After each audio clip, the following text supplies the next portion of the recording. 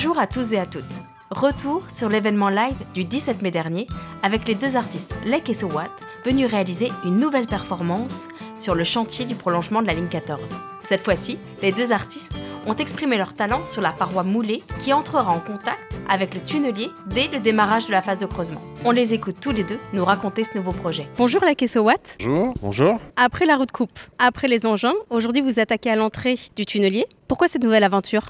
Déjà parce que nous, si on pouvait vivre ici et multiplier les idées, on le ferait. Mais de manière plus artistique, en fait, quand on est venu pendant le baptême, les équipes de NGE nous ont montré en fait ce joint qu'ils allaient poser sur la paroi. Nous, on avait l'intuition qu'on avait envie de peindre le mur, là où le tunnelier allait rentrer en contact avec la matière. Mais c'est vrai qu'à partir du moment où on a compris qu'il y avait un joint et que ça ressemblait à Stargate et que tout de suite ça t'amène dans un espèce d'imaginaire, ça faisait partie des choses qu'on avait envie de faire sur ce projet. Donc voilà, on leur a proposé et nous voilà ici aujourd'hui pour travailler. Ça va se passer comment cette nuit ? C'est quoi le projet ? En fait, on est reparti de cette idée de subway art et de graphisme tout autour. Et en fait, en regardant les photos que NGE nous a envoyées du chantier, on a vu qu'il y avait des marquages qui étaient faits au mur en couleur fluorescente. Donc, tu as des marquages en orange et des marquages en vert fluo. Et donc, la première décision qu'on a prise, c'est de travailler avec ces couleurs-là. Depuis le début, ce qu'on te raconte à chaque fois, c'est qu'on essaie vraiment de rendre hommage en fait, à ces différents métiers. Voilà, il y a ce fluo qui revient partout. Et donc, c'est pour ça qu'on va l'utiliser à cet endroit-là. Alors cette œuvre, elle va être finalement encore plus éphémère que celle de la route coupe du tunnelier. Je pense que si elle a 10 minutes de durée de vie, mais c'est comme tu vois, le baptiser avec le champagne, tu vois, c'est le même geste. Moi j'ai l'impression d'être devant une pyramide, tu vois, on est des archéologues et on sait qu'il y a quelque chose derrière, mais on ne sait pas quoi. Et du coup on l'a sacralisé avec ce texte.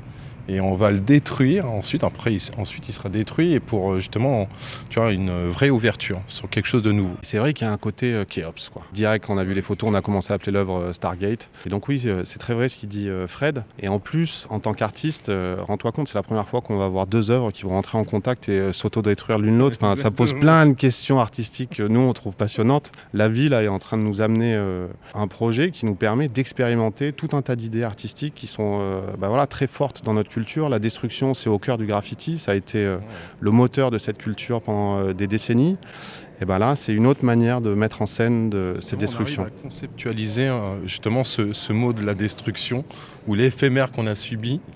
Justement, là, on le maîtrise tellement avec les contraintes qu'on nous a données.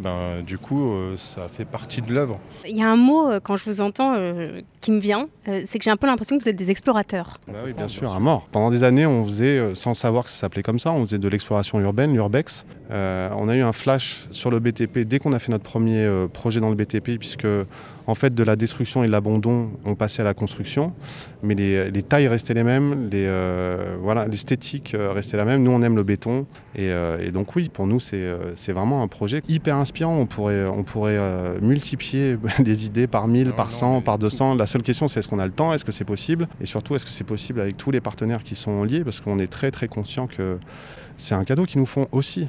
Ce serait quoi la prochaine étape ? Mais ça, nous, on ne dit pas ça. On est très superstitieux, mais on a une super idée. Et nous, si on nous laisse continuer à venir ici, et si NGE et Imprégilo ils restent curieux de ce qu'on est en train de faire ici, nous, on a plein d'autres idées. Quant à nous, on se retrouve très prochainement pour un nouvel épisode.